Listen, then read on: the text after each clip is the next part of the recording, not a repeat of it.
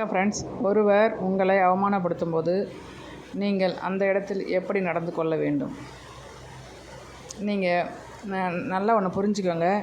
ஒருத்தர் நம்மளை அவமானப்படுத்துகிறாங்க அப்படின்னா, முதல்ல அவங்க நல்லவங்களாக இருக்க மாட்டாங்க. முத பாயிண்ட்டு, அவங்க நல்லவங்களாக இருக்க மாட்டாங்க. ரெண்டாவது, நம்ம மேலே இருக்கிற ஒரு பொறாமையினால் நம்மளை அவமானப்படுத்துவாங்க.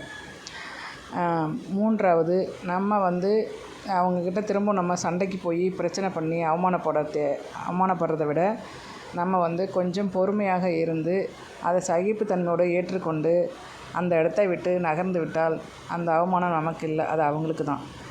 இதுதான் நீங்கள் அவமானப்படும்போது இது மாதிரி ஒரு செயல் செஞ்சிங்கன்னா கண்டிப்பாக அவங்க வெக்கி தலை குனிஞ்சு திரும்ப உங்கள்கிட்ட வச்சுக்க மாட்டாங்க.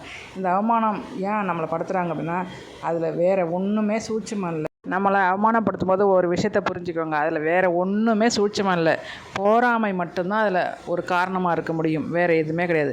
நம்ம அவமானப்படுத்திட்டாங்கன்னா நம்ம அடங்கி வீட்டில் இருந்துருவோம் அப்படின்னு நினச்சி அவங்க செய்வாங்க.